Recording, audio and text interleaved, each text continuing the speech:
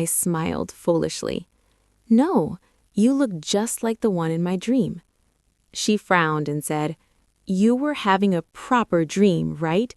Don't tell me it was something inappropriate. I was speechless. The live stream comments were buzzing with excitement. Someone commented, What dream? Please explain in detail.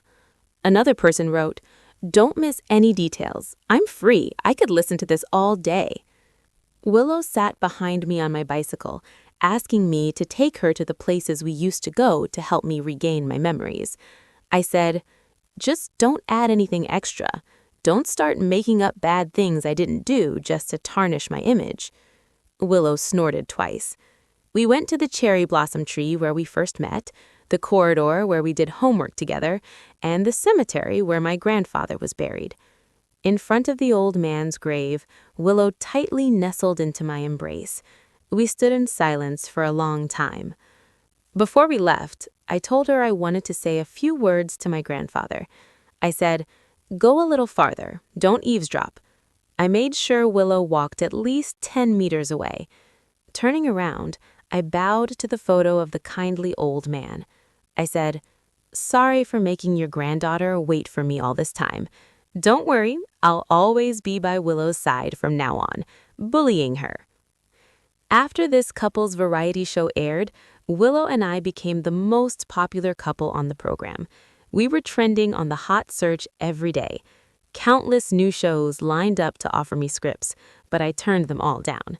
I owed Willow too much of my time, and these trivial jobs shouldn't be disturbing our life together. Willow asked if we could have a wedding. I joked, We're already an old married couple. What's the point? We can just muddle through. What's the worst that could happen? A divorce? Willow wasn't happy. She pushed me away, adjusted her nightgown's collar, and criticized me for taking advantage and then trying to run away. She said, You're so irresponsible. After that, she went to take a shower, and I lay in bed secretly laughing. I had already prepared for the proposal and the wedding. I got up, had a sip of water, and on a whim, opened the drawer of the bedside table. Inside was a leather-bound journal. I had a feeling it contained things about me. It read, March 2015. I can cook now. I'm going to be a qualified lazy pig caretaker. When we meet again, I'll surprise you. August 2016. George got into college. The person handling his data is much better than you. If you were still around, you'd probably be repeating the year. He said he was a science whiz, but I don't believe it. October 2017. There seems to be a girl getting close to George. You never told me if he was dating. It should be an unimportant plotline, right? But since his character is supposed to like me, he surely wouldn't be interested in other women. So I broke them up. No problem. May 2019. I met Makoto today.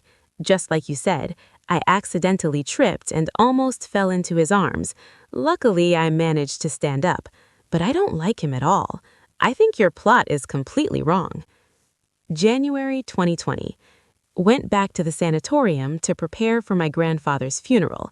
The annoying kids from back then are all grown up. Why haven't you come back? I almost forgot about everything that happened before. I'm almost running out of time. This part has been crossed out.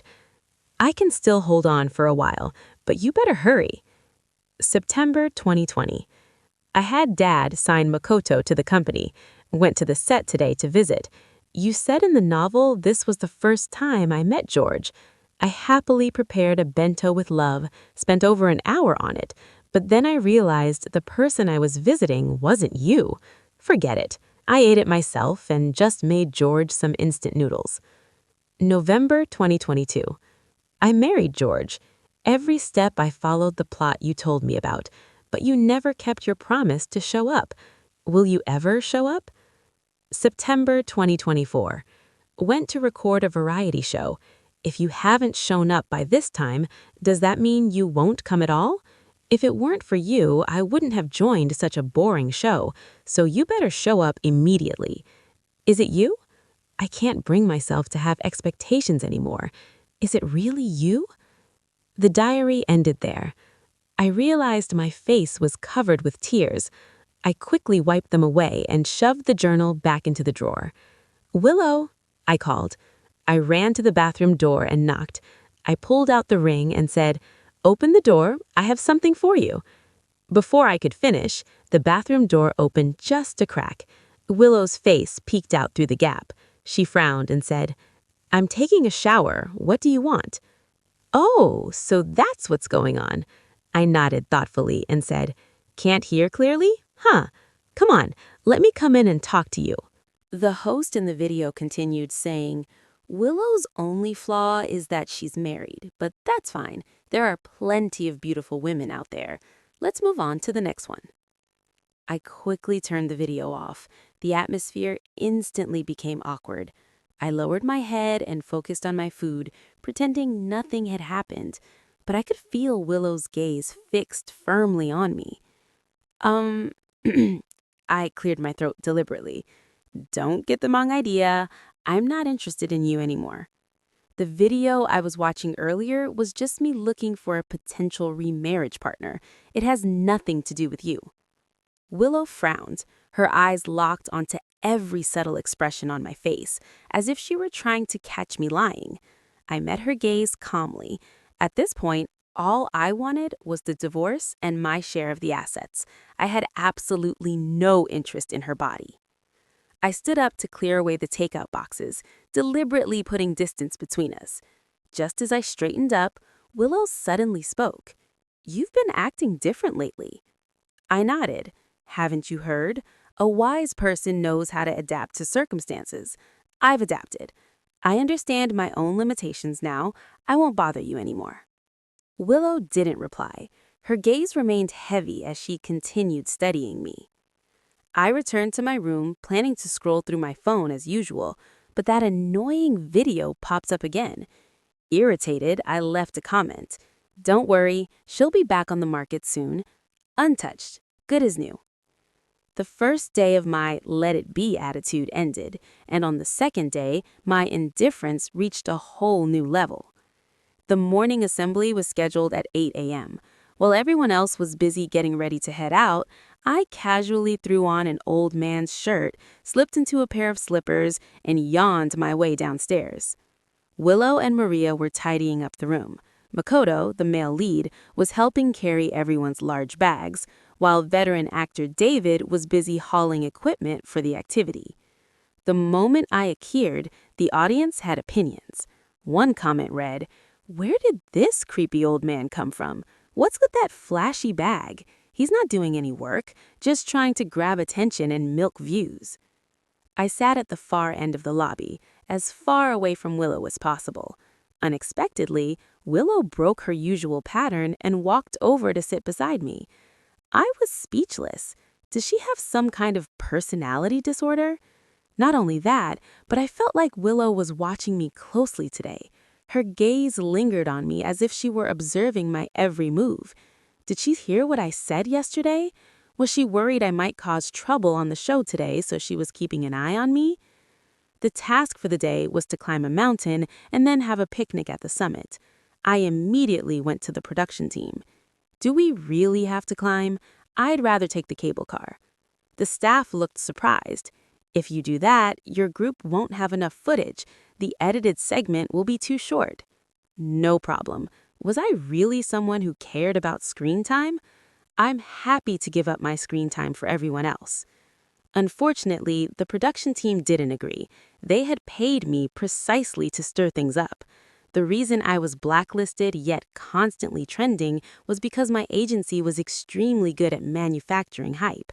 I looked somewhat similar to the male lead, so the company used PR to push me into the spotlight. The movie we were filming followed the same strategy. He played the perfect romantic lead, while I played the substitute. Chaos and rivalry were built into the script. Naturally, the production team wasn't about to let this opportunity slip. Since I signed the contract, I had no choice but to get on the nanny van with everyone else. Veteran actor David held the host's cue cards and guided the conversation. On the van, everyone started sharing stories about when they first fell in love with their spouses. David and his wife became a couple after acting in a drama together and were known as a model couple in the industry. Makoto's story was more cinematic, how they met at a commercial event and fell in love at first sight. Throughout his story, he subtly emphasized how much he loved his wife and how dependent she was on him. Viewers were full of envy. Makoto smiled and said, "Enough about me. What about you, George? How did you two get together?" The story between the original character and Willow was a complete disaster, extremely awkward. One sentence summed it up perfectly. The simp ended up with nothing. The original character never even got a kiss from Willow. Makoto clearly had ill intentions with that question. I chuckled. I begged for it. But honestly, after marrying her, it feels worse than being single. Being single is way more fun.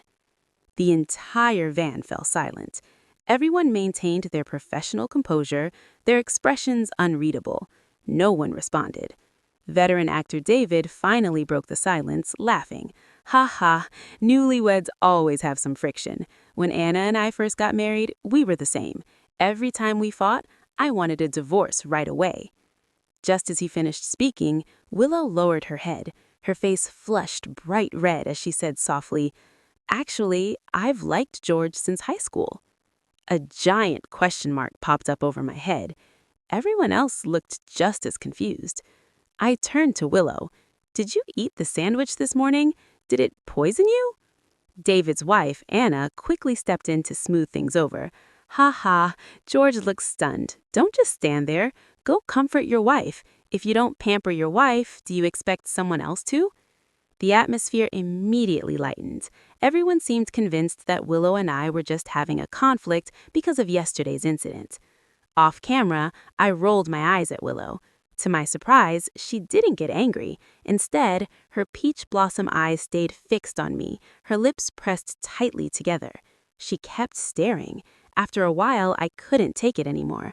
Before I even realized it, I reached out and grabbed her chin, turning her face away. The softness of her skin sent a tingling sensation through my fingers. A shiver ran up my spine, the hairs on my arms standing up. I quickly turned away and stared out the window, trying to calm myself. The entire moment was broadcast live. The comments exploded. I remember gossip saying these two don't have feelings for each other. Did I get the wrong gossip? Did you notice Willow's eyes? They're practically dripping with affection. But George just turned her face away. Willow looks so aggrieved. What is this? Is there actually sweetness here? I think I'm the one who's been poisoned. The nanny van arrived at the foot of the mountain. At a normal pace, it would take about 2 hours to reach the summit. The production team announced the rules. Along the way, there would be several photo capture checkpoints at scenic spots. Each couple had to take a creative and sweet photo. The photo with the most viewer votes would win a mysterious reward. For the picnic at the summit, the first couple to arrive would enjoy a lavish meal, while the last couple would only get bread. It sounded like a dilemma, but most people would prioritize taking photos. More screen time meant more exposure and fans. As for food, anyone in the entertainment industry is already an expert at enduring hunger. Makoto wrapped an arm around Maria's shoulders, looking down at her lovingly. "Let's recreate our wedding photo pose." Their wedding photos trended for an entire day when they were released. They looked stunning, undeniably a perfect couple. Makoto then turned to us with a smile. "What about you two? Any ideas for your photo?" What ideas could there be? The original character and Willow had barely been married for 6 months before separating. They never even held a wedding. I replied calmly, "We never took wedding photos." Makoto gasped. "What? George, Willow never wore a wedding dress? Not to point fingers, but do you know what a wedding dress means to a woman?" "Sorry, I said too much. You probably see things differently, right?" I tugged at the corner of my lips and glanced at Willow.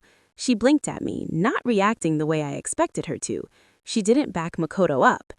I narrowed my eyes, watching the two of them carefully. The comment section exploded again. Every time George talks like this, it makes everything awkward. Doesn't he know the occasion?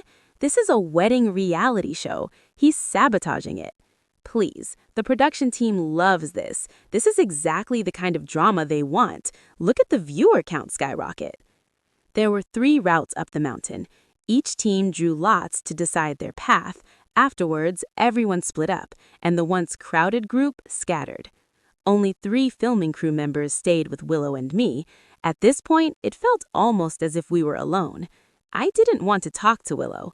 I just wanted to reach the summit as quickly as possible and enjoy the big meal. I lowered my head and pushed forward. The only problem was Willow constantly disrupting my pace, asking me to help her up or wait for her. We reached the first photo capture point. With visible impatience, I took a photo with her. Hurry up, I'll say cheese, you say yeah. Just like that, a typical tourist photo was taken. But the moment the shutter clicked, I reflexively smiled. After checking the shot, the photographer nodded in satisfaction and said we had great ship chemistry. I was speechless. That was unnecessary. The final photo capture point was a vast cherry blossom forest. Early April weather was perfect. The sunlight was warm, and a gentle breeze sent petals drifting down like snow. Willow stood beneath the falling blossoms in a white dress. Her entire presence softened, becoming delicate and gentle. Something stirred inside me. If a woman has good looks, it's easy to deceive people. I walked over, stood beside her, and casually wrapped an arm around her. Willow pursed her lips and said nothing. Her gaze toward me held no affection. Instead, it seemed to hide some kind of probing. She spoke softly.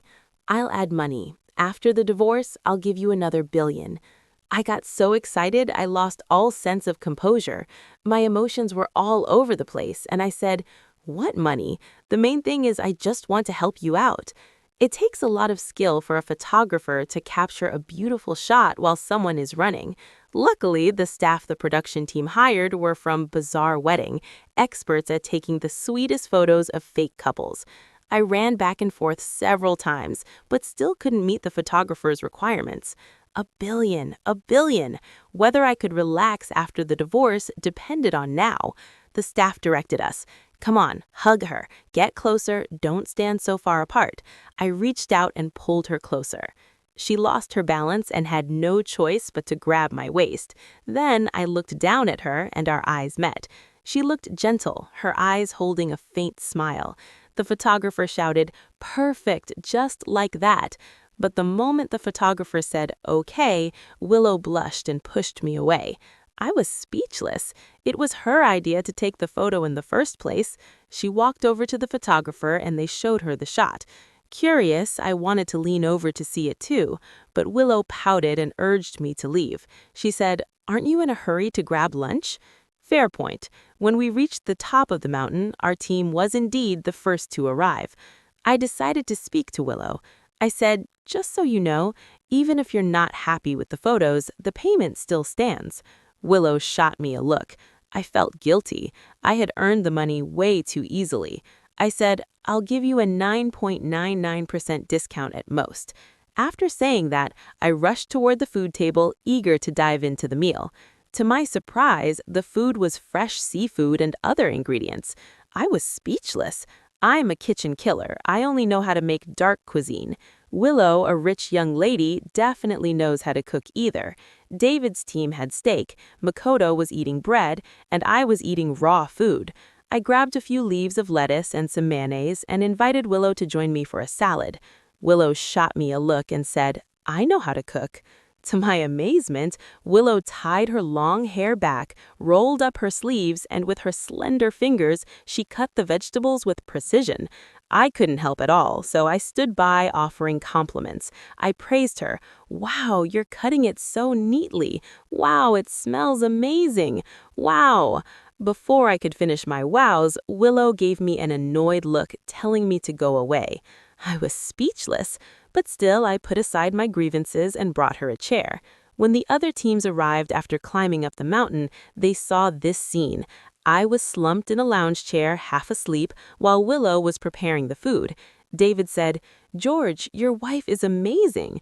I was like, "What the hell?" He paused and continued, "You must have a good life at home." I was speechless. I didn't even know she could cook. According to the novel plot, she never touched any water, so I had no idea where she learned this skill.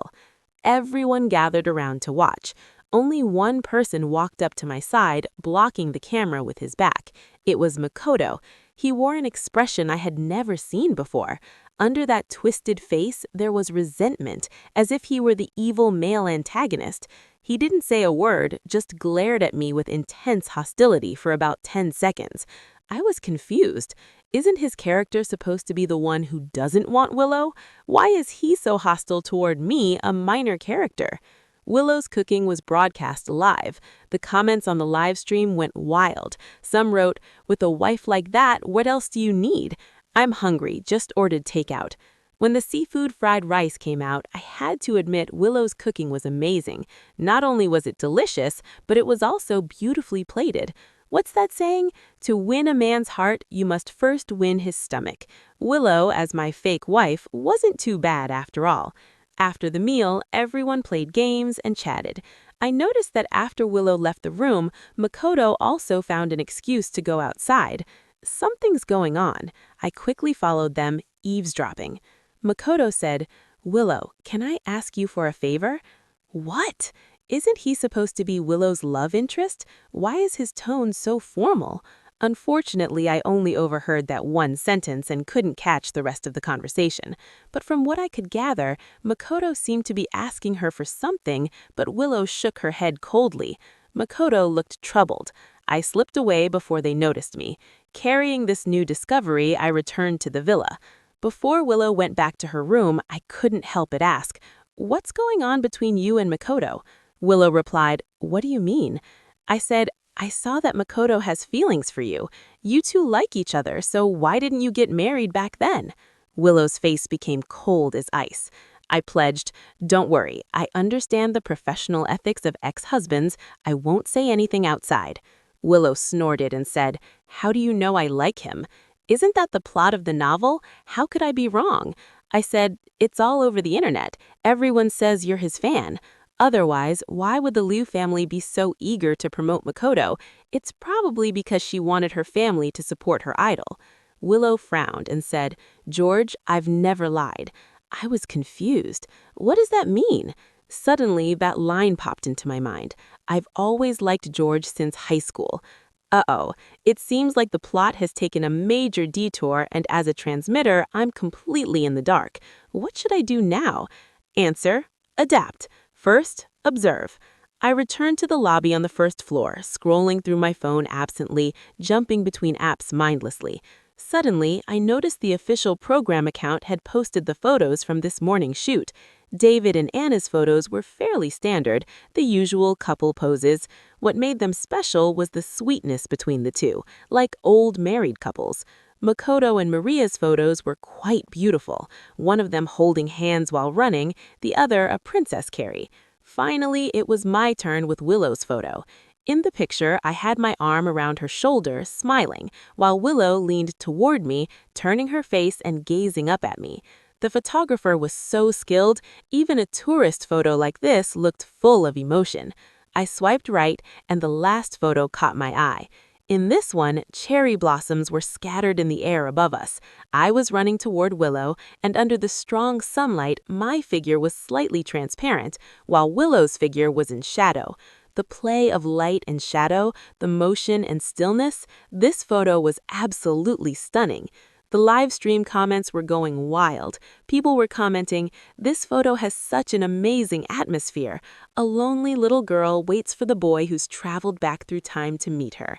I'm saving this one." I long pressed the image, and by the time I realized what I had done, I'd already saved it. David was behind me, smiling with a knowing look, having witnessed the whole thing. I said, "I just think the photographer is really good, that's all. I plan to save it for later and review it from an artistic perspective." David gave a perfunctory nod. I wanted to grab his arm and emphasize 1,000 times that I really meant what I said. As we were talking, Willow walked down the stairs. She was on the phone saying, "Can everyone help me out and share this, please?" David waved at her and said, "Your photo is great, but don't think you're guaranteed to win. Our team has the whole couple pulling votes." Willow blinked and said, "I've been pulling votes too." The official program account had tagged Willow, and she had just registered a Weibo account an hour ago. She directly shared the program's post and added a few words, "Vote for me." I was speechless. This isn't asking for votes, this is giving an order. But the number of votes for our photo kept soaring. Among the shares were not only various branches of the Liu Group, but also many high-profile figures who usually appear in business magazines. David laughed. "What's going on? Feels like you're officially announcing something. I almost want to share it for you." I was speechless. I pulled Willow to a corner, covered the mic, and whispered, "Are you crazy? This huge spectacle, how are we going to get divorced now?" She glanced at me coldly and said, "Who said I'm getting divorced?" I was stunned. "What about my $2 billion?" I tried to reason with Willow, but meanwhile, the viewers in the live stream were busy shipping us. The comments were full of, "These two are about to sneak away for a secret chat." What? Is there something my VIP ears can't hear? Speak up. The number of votes kept climbing, and by the time the voting deadline came, our team had actually claimed first place. We hadn't received the promised mysterious reward yet, but we were already hit with the next surprise they sent. "What? We're going camping tomorrow?" I paced back and forth outside Willow's door. Thinking about tomorrow's activity schedule, I steeled myself and knocked on the door. The door opened, and Willow had just finished showering. She answered the door wearing nothing but a wrap boat, and it was so loose that I couldn't help but glance down at her slightly open collar. Wait, don't look. With great difficulty, I forced my gaze away and focused on the ground. I said, "You know about the camping trip tomorrow, right?" "The program team said we'll be staying in a tent overnight." Willow nodded. And then nothing else. I asked, "Is that it? Aren't you worried? We're going to be sleeping in the same tent." Willow rolled her eyes and said, "Are you worried about what I might do?" What is she saying? I was speechless. I replied, "I'm worried about what I might do." Willow sighed. "Oh, I'm not worried." With that, she slammed the door shut. What? How did she suddenly change like this? Wasn't she always so cautious, afraid that I might look at her? Forget it. She's not worried, so why should I be? The camping gear provided by the program team was very professional, but we had to set up the tents and tables ourselves. While mine was still lying flat on the ground, Willow asked, "Having trouble? Want me to call David for help?" I snapped, "I can do it, it's fine." To save face, I told her to go play at the beach and not disturb me while I tried to gather my thoughts. I was squatting alone, thinking things over, when Makoto came over. He had dark circles under his eyes, clearly looking like he hadn't slept well the previous night. He asked, "You saw it yesterday, right?" I was confused. He continued, "Don't pretend you didn't see. Are you mocking me in your head?" Makoto gritted his teeth. "I just wanted to get Maria into the company, but I asked Willow to help and she refused. She used to never be like this. Since you showed up, everything's changed." I was speechless. "What does this have to do with me?" Makoto sneered. "You don't really think Willow likes you, do you? We're all just her substitutes." He then pulled out his phone and showed me a secretly taken sketch. This is Willow's dead love. The person in the photo looked so familiar. Wait a minute. Isn't that me? I actually look a lot like George, except I'm not quite 185 centimeters tall. The man in the photo was basically my exact likeness. Seeing my stunned expression, Makoto smiled smugly and said, "You're just a fake." I stood up suddenly, feeling out of breath. The world spun around me and I collapsed, losing consciousness. When I woke, I felt like I might have knocked something loose in my head, as there were a bunch of random images in my memory. I was wearing a school uniform, riding a bike with Willow, weaving through the streets. The Willow in my memory was still so young, not the beautiful, worried Willow in front of me now. She asked, "Are you okay?" Her face slowly began to match the image in my mind. I hesitantly called out a strange name, Emily. Willow trembled, then asked, "Do you remember?" I shook my head. I could only recall the name. Everything else was fuzzy. But Willow seemed thrilled. She threw herself into my arms, burying her head in my chest. I said, "You're shaking." She trembled and said, "Don't say anything." I paused for a moment and added, "Don't get my clothes wet from your tears." She replied, "It's not that. You're just imagining things. It's the beach air. It's too damp." The others gathered around. David asked, "George, are you okay? They said you suddenly passed out." Makoto also showed concern. "Yeah, we were talking and you just collapsed. I was really worried." Willow glared at him and he stopped speaking.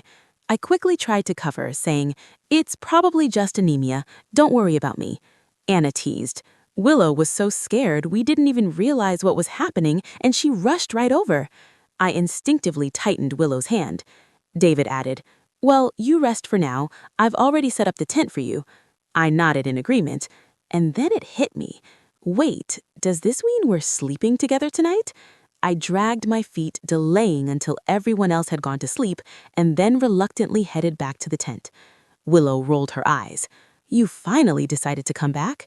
I thought you were going to sleep with David tonight." I wanted to, but there were still too many questions left unanswered. I sat down at the foot of the bed. I asked, "Did we know each other before?" She replied, I couldn't figure it out. I asked, "How could we have known each other? I just arrived here. How could I know Willow from high school?" Then she told me a story. In the first year of high school, there was news from the sanatorium that my grandfather's health wasn't doing well. Since my parents couldn't find the time, Willow volunteered and took half a semester off of school. After all, the private tutor my parents hired had already taught her everything from school. On the way to the sanatorium, there was a road lined with cherry blossom trees. It was the perfect season, and the blossoms were in full bloom. Whenever she passed by, she had to be careful of the petals drifting in the air. She didn't like that road. Until one time, when she was passing through, a white canvas shoe fell from the tree and landed right in front of her. Willow looked up. A figure emerged from behind the branches, wearing an oversized blue school uniform. His hair was messy, and his big eyes nervously smiled in a crescent shape. He said, "Can you throw my shoe back up here?" Willow did as she was asked. She watched as the boy put on his shoe and skillfully climbed down. His school jacket was bulging, and when he zipped it open, there was a basketball hidden inside. The boy tossed the ball over the community wall, and cheers from a group of kids echoed from inside. He said, "Little brats, if you kick it out again, I'm not picking it up." Then he casually ruffled his hair and said, "I'm George, thanks for that." And that is how Willow met her first friend in South City. This boy George was always in a good mood, but he often said things that were hard to understand. For example, "Being in the wrong time is bad enough, but stuck in high school? This is the end of me. Why on earth am I studying humanities? Isn't that just asking for trouble?" Willow thought he was just anxious because of his poor grades, so she kindly suggested they study together. As they studied, she became George's personal homework assistant. She wanted to study with her friend, but all George wanted to do was read manga. George casually said, "Just getting by is enough. I'm only going to stay at this point for half a year, so studying won't help. Don't look at me like a slacker. I'm an excellent science student, okay?" Willow could only sigh. She asked, "Where are you going?" George scratched his head and said, "I don't know. The system malfunctioned, so I'm running away. According to the plot, I shouldn't even be here before the audition." Willow understood, and her eyes sparkled. "You're going to be a star." "To be a star, you need an education, though. When the time comes, you can come find me, and I'll have my dad enroll you in an acting class." George asked, "You know about that?" Willow nodded. Her father ran an entertainment company, so she figured she should pay attention to this kind of thing in case her friends needed help. George invited her to his house for a meal. He said, "I'm making you chicken, a big feast." Willow believed him and went. When she arrived, she looked at the chicken and said, "You're stewing a whole chicken?" George said, "Yeah, don't mind how it looks. It'll taste just as good once it's cooked." Willow nodded, feeling like she should learn to cook. Later, one day, Willow's grandfather's health took a turn for the worse. She waited outside the hospital at the sanatorium, her hands tightly clutching her skirt, her fingers pale. George suddenly appeared like a gust of wind. "I skipped class to be here for you," he said. Willow's parents were busy with work, and she had grown up with the housekeeper and chauffeur. She always thought being alone wasn't so bad, but in that moment, she realized how comforting it was to have someone there. The doctor came with the surgical consent form. She signed it, and George stood beside her, stunned. "Your name's Willow?" Willow answered, "You told me your name was Emily." "My grandfather gave me the name. My parents didn't like it, so they changed it." The others nearby were still in shock, unable to process it. George muttered to himself, "Great. Now I'm friends with the protagonist and I've messed up the plot. I can't be the villain anymore." George had already died in his original world. If he couldn't possess a body, his life would truly be over. George said, "Don't worry, your grandfather will be fine." He decided to go with the flow and comfort his friend. He added, "I'm telling you I'm from the future. I know what happens next." Although George often said things that Willow didn't understand, he never lied. Willow nodded, feeling a little more at ease. Sure enough, a few hours later, the doctor came out and said the surgery was successful and her grandfather would be transferred to a 24-hour monitoring ward.